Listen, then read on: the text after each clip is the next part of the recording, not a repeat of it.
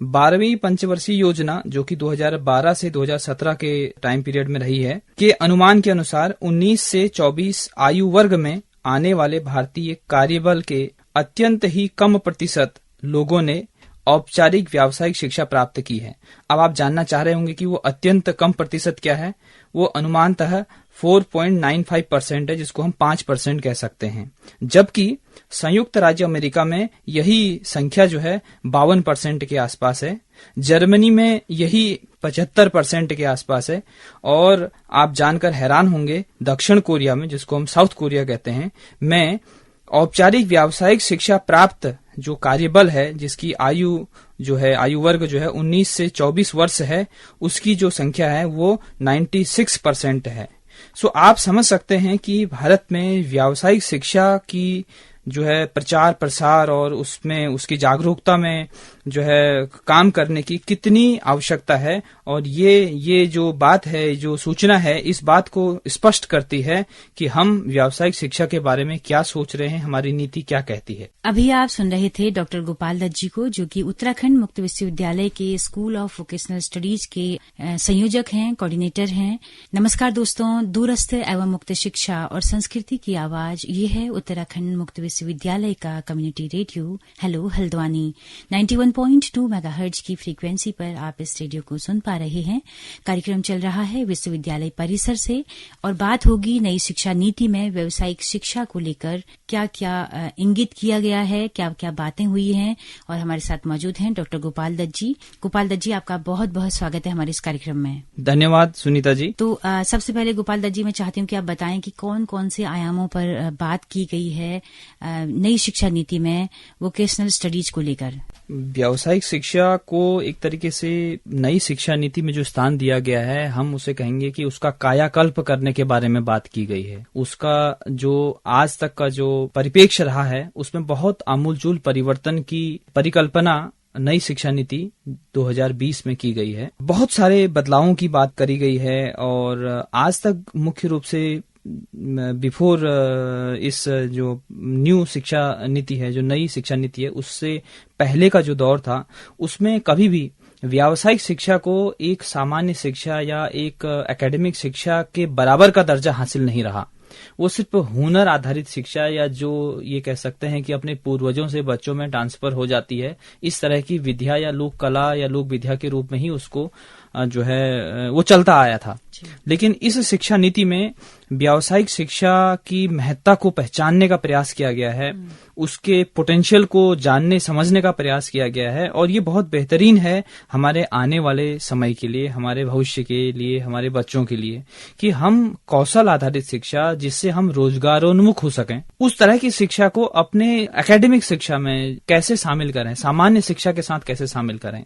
सो इस तरह के तमाम सारे बिंदु हैं। कुछ जो हमें समय जो है निर्धारित है आज की चर्चा के लिए, उसमें जितना भी संभव हो पाएगा हम मुख्य अंश आपके साथ साझा करने की कोशिश करेंगे। जी, आपको लगता है कि ये बिल्कुल सही वक्त पर ये लाया गया है और अभी बहुत जरूरत थी इस तरह के व्यावसायिक शिक्षा को बढ़ावा दिए जाने की?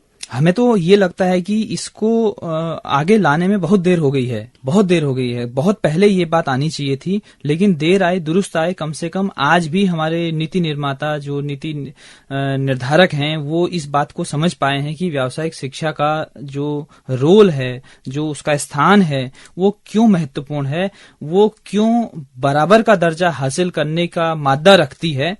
आज के परिप्रेक्ष्य में भी अगर ये समझ पाए हैं तो भी हम समझते हैं कि ठीक है। तो क्या क्या मुख्य बिंदु हैं इसमें, किस चीज पर ज्यादा फोकस किया गया? सबसे पहले तो जो महत्वपूर्ण चीज है वो ये बात कही गई है नई शिक्षा नीति में व्यावसायिक शिक्षा के परिप्रेक्ष्य में कि हम हर तरह के उच्च शिक्षण संस्थान को, मैं अभी उच्च शिक्षण संस्थान की ही बात कर रहा हूं, बेसिकली व्यावसायिक शिक्षा की जो शुरुआत है वो स्कूल लेवल से होगी। ये बात पहली बात है। आज तक स्कूल लेवल पर इस तरह के जो प्रशिक्षण कार्यक्रम हैं या व्यावसायिक शिक्षा को एक स्कूल सब्जेक्ट के रूप में स्थान नहीं मिल पाया था। लेकिन अभी कुछ समय पहले से, मतलब मैं समझता हूं कि इसकी तैयारी के दौरान की ही बात है, सीबीएसई ने जो है काफी सारे विषयों को, व्यावसायिक विषयों को, वोकेशनल सब्जेक्ट्स को स्कूल एजुकेशन में स्थान दिया है, जो कि कक्षा 9वीं से लेकर के 12वीं तक बहुत महत्वपूर्ण एक कदम है, ताकि जो हमारा जो लर्नर है, जो स्टूडेंट है वो इस बात को महसूस करना सीखे कि हमारे लिए जो वोकेशनल सब्जेक्ट हैं वो क्या है, उसको उसका एप्रिसिएशन तो उसको कम से कम मिले, उसके बारे में जागरूकता तो हो।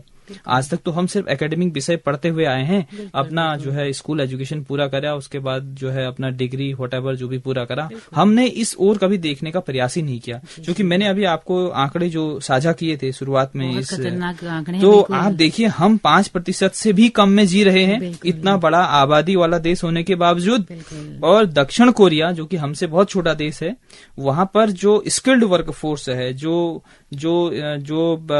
कौशल प्राप्त, जो औपचारिक रूप से व्यावसायिक शिक्षण में जो डिग्री डिप्लोमाधारी हैं, उनकी संख्या 96% है। तो जाहिर सी बात है कि ऐसे देश व्यावसायिक शिक्षा में उसके प्रति या उसके जो परिणाम हैं, जो रोजगार की बात करें, जो सेल्फ रोजगार की बात करें, हम सेल्फ एम्प्लॉयमेंट की बात करें, उसमें हमसे बहुत आगे होंगे, इसमें कोई दो राय नहीं। बाकी स्मार्टनेस में भी, कुशलता में भी जाहिर सी बात है, वो कौशल है। तो अच्छा, मैं एक और बात आपसे साझा करना चाह रहा हूँ। स्किल एजुकेशन या वोकेशनल एजुकेशन या कौशल आधारित शिक्षा सिर्फ और सिर्फ हमारा हुनर ही नहीं बढ़ाती या हमारे हुनर को सर्टिफिकेट ही नहीं देती, बल्कि उसका एक बहुत बड़ा इम्पैक्ट देश की अर्थनीति पर भी पड़ता है, देश की इकोनॉमी पर भी पड़ता है। अगर आप समझिए कि एक परिवार अच्छा आय अर्जित कर रहा है, तो एक परिवार ही अच्छी आय अर्जित नहीं कर रहा है, एक देश का एक परिवार अच्छी आय अर्जित कर रहा है। अगर ऐसे देश में बहुत सारे परिवार होंगे और सारे परिवारों की आर्थिक स्वतंत्रता एक हद तक बढ़ चुकी है, तो आप समझिए कि हमें आर्थिक सुपर पावर बनने से भी कोई नहीं रोक सकता। तो व्यावसायिक शिक्षा सिर्फ और सिर्फ व्यावसायिक शिक्षा नहीं रह गई है। तो हमें और हमारे जो इम्प्लीमेंटिंग बॉडी हैं, जो एजेंसीज हैं, जो संस्थान हैं, जो नीति निर्धारक हैं, जो इन सब चीजों का आकलन करते हैं और समझते हैं और नीतियां बनाते हैं, मुझे लगता है इन तरह के लोगों के माइंड में भी ये बात जरूर रहती होगी कि व्यावसायिक शिक्षा सिर्फ कौशल शिक्षा या व्यावसायिक शिक्षा बन के नहीं रह गई है। स्किल्ड वर्कफोर्स का जो इम्पैक्ट है, जो फुटप्रिंट है, वो भारतीय इकोनॉमी पर भी दिखता है। बिल्कुल। अगर हम चाहते हैं हम देश को आर्थिक रूप से मजबूत करें, जो कि बहुत जरूरी है, जिस तरह से देश की सीमाएं सुरक्षित होना बहुत जरूरी है, वैसे ही हर घर को आर्थिक रूप से स्वतंत्रता मिलना बहुत जरूरी है। वो तभी हो सकता है जब हम व्यावसायिक शिक्षा को आत्मसात करें, उसके रहस्य को, उसके पोटेंशियल को समझें।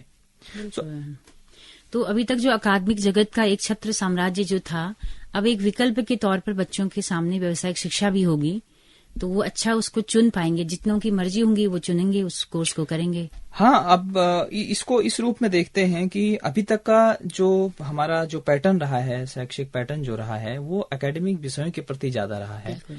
जो वोकेशनल से रिलेटेड जो विषय रहे हैं या वोकेशनल शिक्षा के जो विषय रहे हैं, उनको कभी सामान्य जो विषय हैं, जो सामान्य शिक्षा के विषय हैं, उनके बराबर का दर्जा हासिल नहीं रहा। एक तरीके से ये कहें कि वो हाशिए पर रहे, वो इग्नोर रहे, क्योंकि कभी किसी ने इस बात को सोचा ही नहीं कि हाँ, इन तरह के विषयों से भी देश को लाभ हो सकता है। हमारे यूथ को उसके हुनर को विकसित करके, उसको सर्टिफिकेशन हासिल करके और उसको उद्योगों के साथ जोड़ करके, उसको जो प्रैक्टिकल सिचुएशन है उस पर इंडल्ज करके, उस पे लगा करके हम लाभ की स्थिति में आ सकते हैं। हमारा स्किल्ड वर्कफोर्स तो बढ़ ही रहा है, हमारे हुनर में तो बढ़ोतरी हो ही रही है, साथ ही साथ हम लोग आय का जरिया भी ढूंढ पाने में सक्षम हैं। लेकिन अब ऐसा लगता है नई शिक्षा नीति का जो हमने अध्ययन किया व्यावसायिक शिक्षा के परिप्रेक्ष्य में, इसको समझने और पढ़ने के बाद ऐसा महसूस होता है कि हाँ, अब हमारे नीति निर्माताओं ने इस बात की जो है गारंटी ली है, या इस बात को वो समझ पाए बहुत अच्छे से कि व्यावसायिक शिक्षा जो है वो भी सामान्य शिक्षा के बराबर ही दर्जा रखते, इवन उससे ज्यादा भी हम कह सकते हैं हकदार है। जी। आज के परिप्रेक्ष्य में बात करें तो गोपाल दास जी, जैसे कि हाई स्कूल इंटर करने के बाद बच्चे ITI करने के लिए चले जाते थे, पॉलिटेक्निक करने जाते थे, उनको एक अलग संस्थान में जाना होता था। जी। क्या ये शिक्षा नीति ऐसा कुछ कह रही है कि उसी संस्थान में, उसी अकादमिक संस्थान में रहकर आप वो कौशल हासिल कर सकते हैं, या उसके लिए अलग संस्थान होंगे? अब देखिए, अभी तक का जो हमारा ढांचागत शिक्षा रही है, बेसिकली ITI ही या पॉलिटेक्निक ही ऐसा माध्यम से जिसको हम एक तरीके से व्यावसायिक शिक्षा के रूप में समझते थे। आज से पहले की जब हम बात करें है ना, तो जो लोग जो हम कहते हैं जो आईटीआई कर रहा है उसको एक समय ऐसा दौर था जो आईटीआई और पॉलिटेक्निक करेगा उसकी नौकरी लगना उद्योगों में 100% गारंटेड था, ऐसा माना जाता था। अभी से 8-10 साल 15 साल और पीछे को चले जाएं और तो बहुत मारामारी रहती थी तब उसमें करने के लिए। लेकिन अब चूंकि ट्रांसफॉर्मेशन हुआ है, बहुत सारी चीजें बदली हैं, टेक्नोलॉजी में बदलाव आए हैं, सामाजिक जीवन में बहुत बदलाव आए हैं, आर्थिक स्तर पर बहुत सारी चीजें बदली हैं, तो इन सब चीजों के प्रभाव की वजह से जो शिक्षा है या जो संस्थागत शिक्षा है उनमें भी बहुत सारे बदलाव आए हैं। तो अब बात यह है कि इस शिक्षा नीति का जो उद्देश्य है वो यह है कि हम समेकित शिक्षा की तरफ जाएं, जहां पर हर तरह की शिक्षा, होलिस्टिक एजुकेशन अप्रोच जिसको कह रहे हैं, जो गुणवत्तापूर्ण जो शिक्षा हो, वो हर तरह की जो शिक्षा है वो मतलब उसके लिए कोई स्पेसिफिक सेंटर हो ऐसा ही जरूरी नहीं है। मतलब वो एक ही स्थान पर रहकर भी हम बहुत अम्ब्रेला काइंड ऑफ कह सकते हैं कि बहुत सारी तरह की हम चीजें वहीं से करें। और बेशक ये बात सीधे तौर पर ये बात कही भी गई है कि जो व्यावसायिक शिक्षा है आज तक उसमें जो चले जाएगा वो एकेडमिक शिक्षा से एकदम हट जाता था। जैसे जिसने पॉलिटेक्निक कर लिया या आईटीआई कर लिया उसको दोबारा से, अभी भी मुझे लगता है हमारे उत्तराखंड में शायद अगर मैंने क्लास 10 के बाद से 3 साल का पॉलिटेक्निक कर लिया है और उसके बाद से सपोज मैं कहीं रोजगार में लग गया और मेरी इच्छा है कि मैं अब ग्रेजुएशन करूं, चाहे मैं बीए करूं, बीकॉम करूं, जो मुझे जानकारी हो सकता है मैं गलत भी हूं, मैं साझा करना चाह रहा हूं, अगर ये बात सही है तो ये देखिए इसमें कितनी मतलब दुविधा की स्थिति है। तो मुझे ना कक्षा 12 फिर से पढ़ना पड़ेगा। हाँ, अच्छा। अगर मैंने कक्षा 10 के बाद से पॉलिटेक्निक कर लिया 3 साल का, अच्छा, तो और मैं अगर मैं पॉलिटेक्निक करने के बाद 3 साल का पॉलिटेक्निक करने के बाद बीटेक के सेकेंड ईयर में एडमिशन ले सकता हूँ अगर मुझे सही जानकारी है। लेकिन इंटर करने अगर मैं अन्यथा किसी और विषय में जाना चाह रहा हूँ। जी, तो कितना विभेद है। हाँ, मतलब किस तरह की है ना। तो क्या नई शिक्षा नीति इस विसंगति को दूर करने इस तरह की स्थितियों को ही स्पष्ट करने के लिए इस तरह के जो लूप होल्स हैं उनको दूर किया जाए और व्यावसायिक शिक्षा में जो है एडमिशन लेना या प्रवेश या उसका एग्जिट और एंट्री कह सकते हैं उसको सुगम बनाया जाए, उसके जो मानक हों वो यूनिवर्सल हों। इसके लिए भी जो है NSQF की भी स्थापना देश में की गई, राष्ट्रीय कौशल योग्यता फ्रेमवर्क हम उसको कहते हैं NSQF। तो ऐसे बहुत सारे प्रयास पिछले 5-7 सालों में लगातार हो रहे हैं और इन सब प्रयासों को और बेहतर रंग दिया है नई शिक्षा नीति की जो नीतियां हैं, जो पॉलिसी जो कहती है। तो मैं समझता हूं कि ये एक बड़ा अच्छा समय है मुख्य धारा की शिक्षा के साथ साथ या जो एकेडमिक शिक्षा है उसके साथ साथ व्यावसायिक शिक्षा को भी बराबरी का दर्जा देना और उसकी महत्ता को समझने का। जी, जैसे एक फ्लेक्सिबिलिटी बहुत बड़ी नई शिक्षा नीति में है कि अगर आप मानविकी के स्टूडेंट हैं तो आप साइंस स्ट्रीम का भी कोई सब्जेक्ट बिल्कुल। तो इसमें भी क्या ऐसा ही होगा कि अगर हम एक सब्जेक्ट मानविकी का लेना चाह रहे हैं तो क्या हम एक व्यावसायिक ले सकते हैं? बिल्कुल ले सकते हैं। इसी तरह की इसमें बात कही गई है कि आप होलिस्टिक अप्रोच करें, कि आपके लिए बाध्यता न हो कि मैं साइंस का हूं तो मैं साइंस ही पढ़ूंगा, आर्ट्स नहीं पढ़ूंगा। तो ऐसे बहुत सारे तरह के जो विषय हैं जिनको हम व्यावसायिक विषयों में, व्यावसायिक शिक्षा के विषयों में शामिल कर सकते हैं। हमें इन सब तरह के पाठ्यक्रमों को या कोर्सेज को पढ़ने की आजादी होगी। इस तरह का प्राविधान नई शिक्षा नीति में दिखता है। जी, क्या कुछ खास व्यवसायों को इंगित किया गया है कि इनको ज्यादा फोकस करके करेंगे या फिर क्या कितना दायरा है व्यावसायिक शिक्षा का? मुझे लग रहा है ये तो अनलिमिटेड होगा आने वाले समय इसका दायरा बहुत बड़ा है। कोई स्पेसिफिक किसी एक सब्जेक्ट पर फोकस किया गया है ऐसा नहीं कह सकते। और मैं ये समझता हूँ कि व्यावसायिक शिक्षा का दायरा इतना बड़ा है, इतना बृहद है कि उसमें सब कुछ शामिल हो सकता है।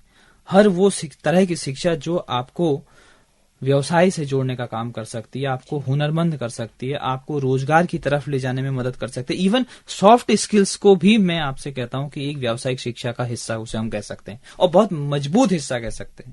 भाई, जिस व्यक्ति की बोलचाल की शैली बेहतरीन है, कम्युनिकेशन का बहुत अच्छा स्किल है, उसको जीवन के सामान्य शिष्टाचार का बहुत अच्छा ज्ञान है, तो आप जानते हैं कि हर जगह समाज में उसकी एक अलग तरह की इज्जत होती है। तो दूसरा जो एक बहुत महत्वपूर्ण चीज है, मैं आपको बहुत महत्वपूर्ण बिंदु पर आपका ध्यान आकर्षित करना चाह रहा हूं, वो यह है कि इस शिक्षा नीति में ये भी लक्ष्य रखा गया है कि वर्ष 2025 तक स्कूल और उच्चतर शिक्षा प्रणाली से शिक्षा प्राप्त कर रहे कम से कम 50% विद्यार्थियों को व्यावसायिक शिक्षा का अनुभव दिया जाएगा। ये एक सीमा या कह सकते हैं लक्ष्य निर्धारित किया गया है, जो कि हम आपसे 2025 तक कम से कम हमारे 50% जो लर्नर है, जो स्टूडेंट है, उसको व्यावसायिक शिक्षा से संबंधित अनुभव प्रदान किया जाएगा। इस शिक्षा नीति से जुड़ा एक बहुत महत्वपूर्ण विषय ये भी है कि आज से पहले, जैसे मैंने आपको बताया कि जो व्यावसायिक शिक्षा का जो कुछ भी थोड़ा बहुत जो समझ थी, जो भी लोग कोर्सेज करते थे, वो आफ्टर 12th या यूं कह सकते हैं हायर एजुकेशन लेवल पर करते थे। लेकिन इसमें यह भी मैंडेटरी किया गया है कि ये प्राथमिक स्तर से, मतलब उच्चतर प्राथमिक स्तर से शुरू होकर के, जिसे हम कक्षा 8 कह सकते हैं, से लेकर के कक्षा 12 तक एक व्यावसायिक विषय जो है, व्यावसायिक शिक्षा के जो विभिन्न विषय हैं उनमें से तो कुछ विषय मैंडेटरी तौर पर, मतलब बहुत जरूरी तौर पर लागू किए जाएंगे। इस तरह की बात भी इसमें जो है इंगित किया हुआ दिखता है।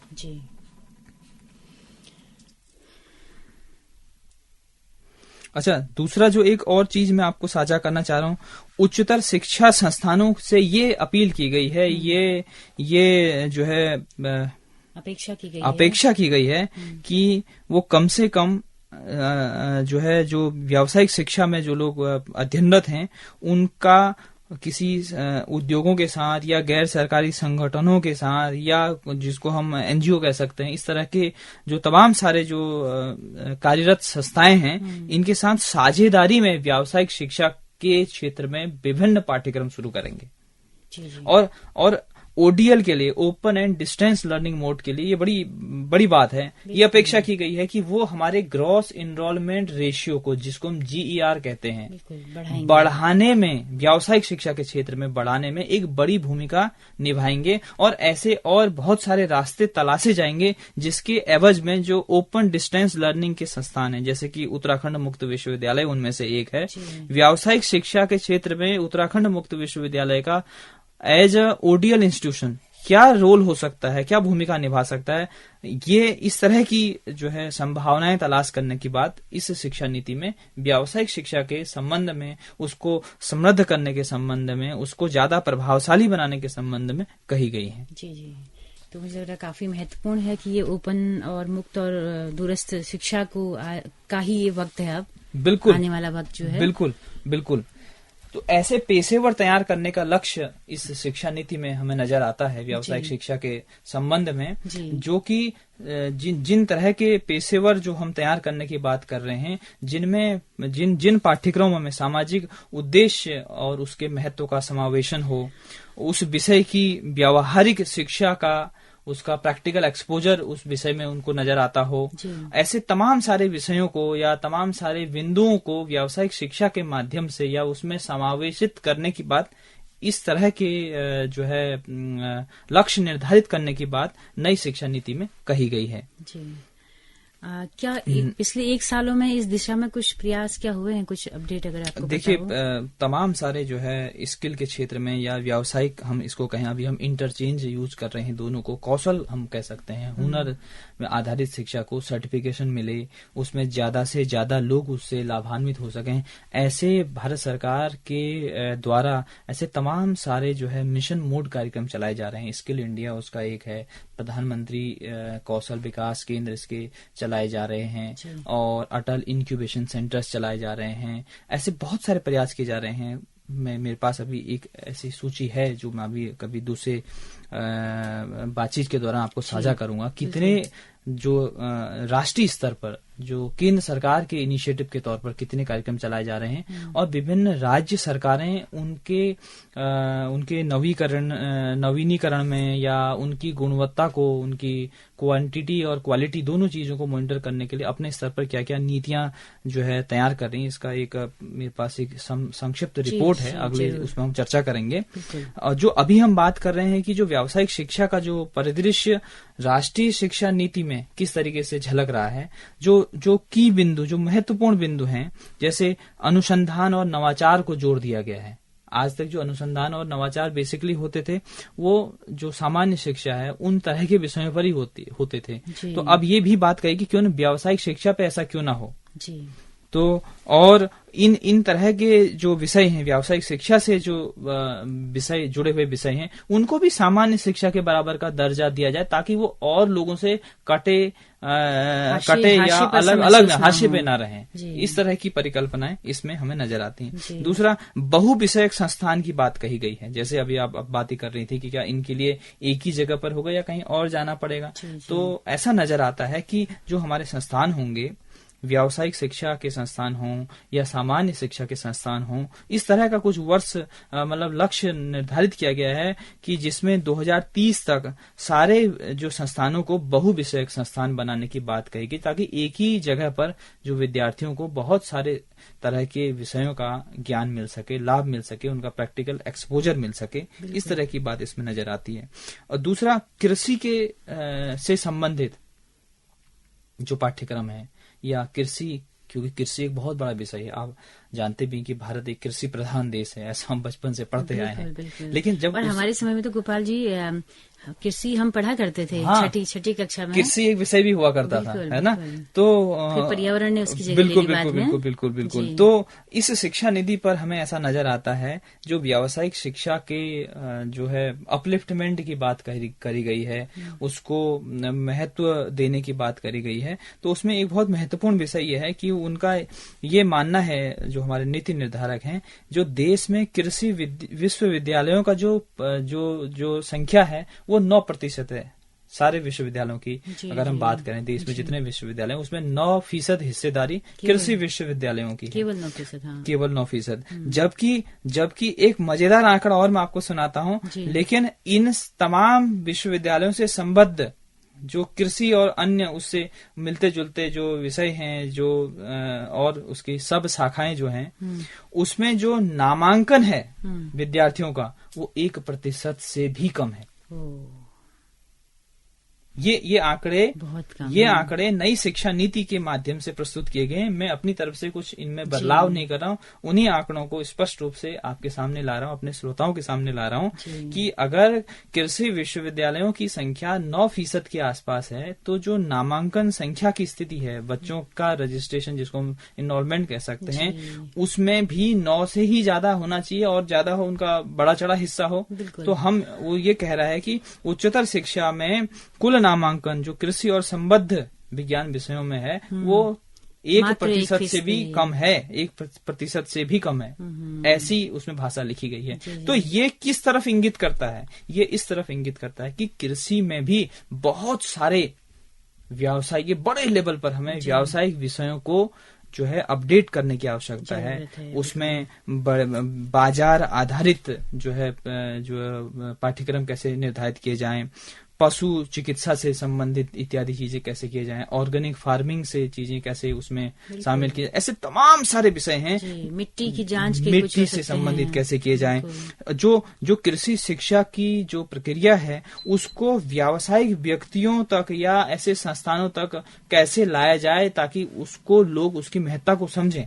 हमारे जो लोग हैं आज तक हमारे देश में जो किसान भाई हैं, वो ज्यादातर लोग ऐसे हैं जो पारंपरिक विधि से कृषि करते हैं। जी बिल्कुल। अगर हम उसमें टेक्नोलॉजी को स्थान दें तो मुझे लगता है कि हमारी जो पैदावार है उसमें भी बढ़ोतरी हो सकती है, किसान को भी फायदा हो सकता है। और हमारे जो लक्ष्य है व्यावसायिक शिक्षा, हम उसको लोगों के बीच में कैसे बराबरी का दर्जा दे पाएं, लोग उसकी महत्ता को समझें। जैसे मैंने शुरू में आपसे आंकड़े साझा किए, हम दक्षिण कोरिया के बराबर स्किल्ड वर्क फोर्स कब तैयार कर पाएंगे।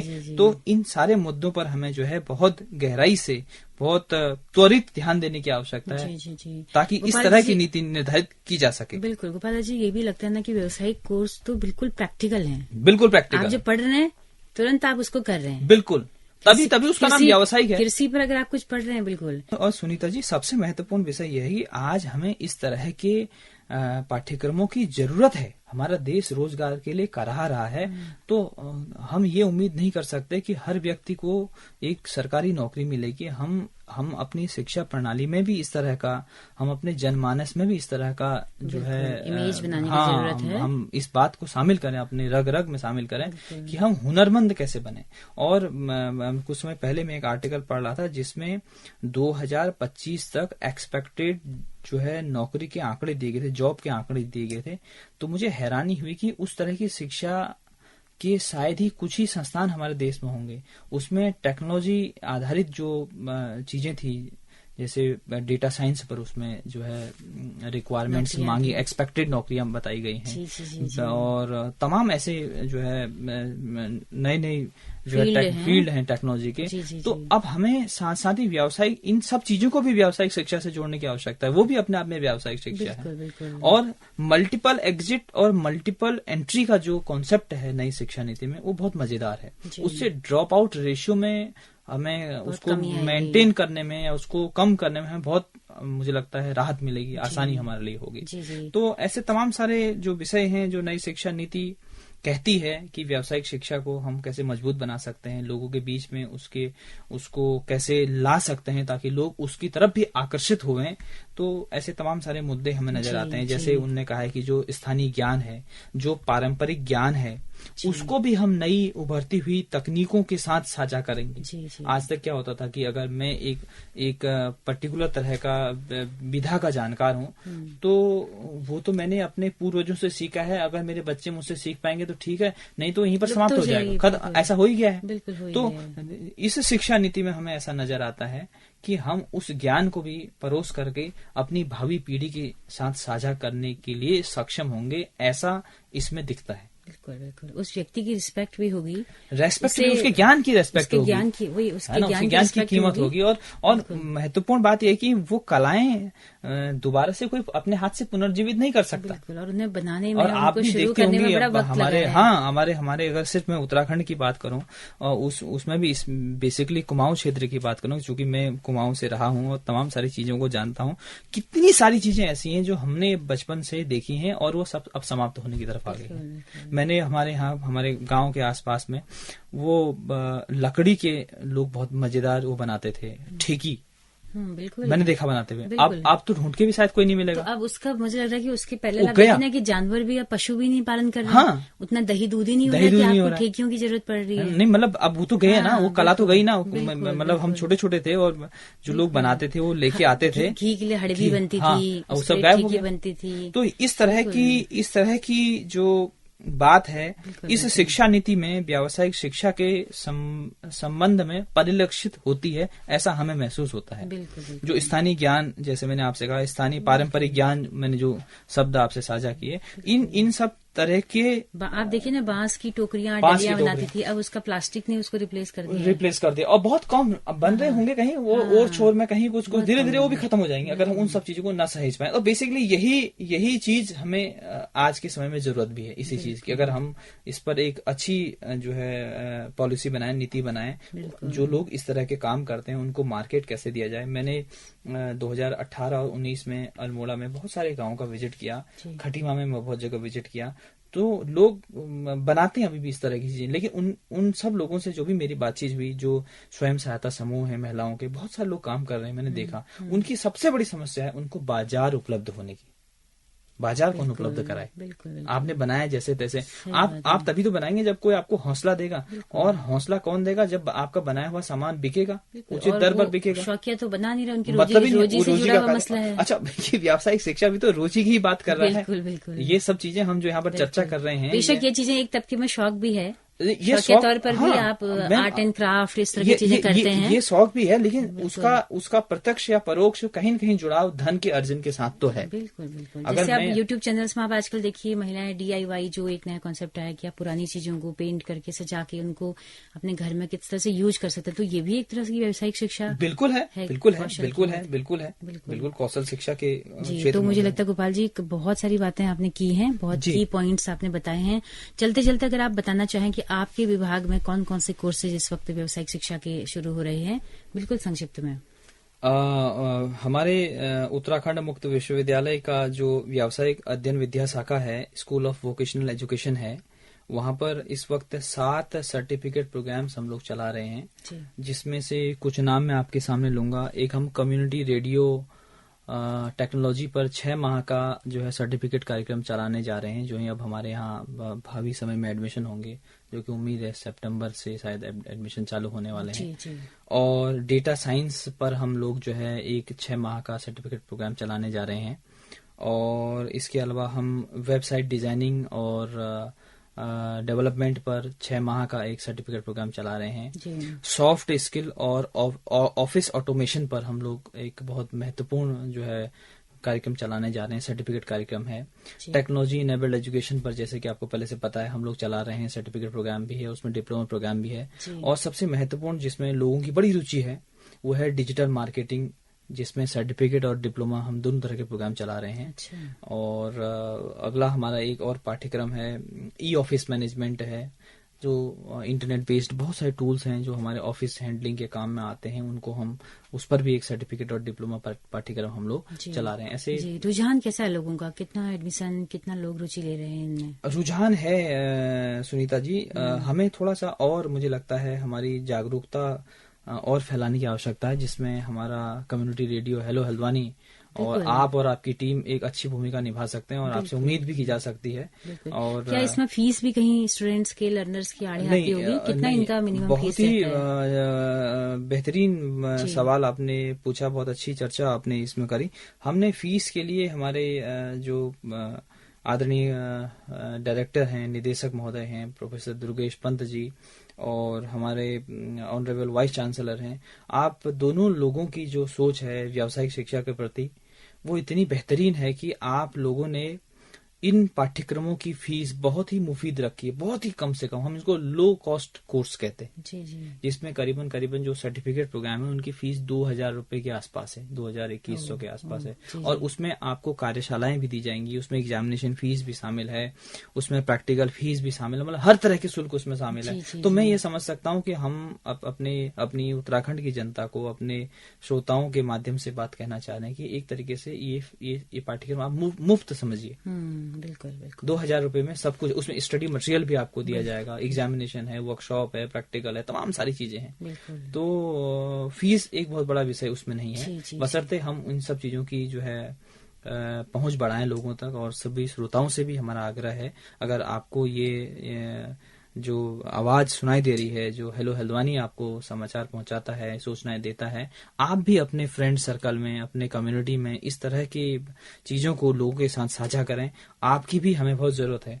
अगर आप हमारे लिए इस काम में, इस पहल में, ये भी एक पहल है, ये भी राष्ट्रीय मिशन कह सकते हैं हम इसे, स्किल्ड बनना भी राष्ट्रीय मिशन का एक हिस्सा है। तो इस राष्ट्रीय मिशन में आप, हम सोच के साथ हम सोच करते हैं, हम आपसे अनुरोध करते हैं कि आप भी इस मिशन में शामिल होइए। इन तमाम छोटे छोटे प्रोग्राम्स का आप मजा लीजिए, लाभ लीजिए और लोगों को भी अवेयर कीजिए। बिल्कुल। बहुत शुक्रिया गोपाल दत्त जी, बहुत सारी जानकारी आपने दी, बहुत बहुत शुक्रिया। धन्यवाद सुनीता जी, नमस्कार जी। तो दोस्तों, आप सब भी हमारे साथ इस कार्यक्रम में अंत तक बने रहिए, आप सबका भी बहुत बहुत शुक्रिया।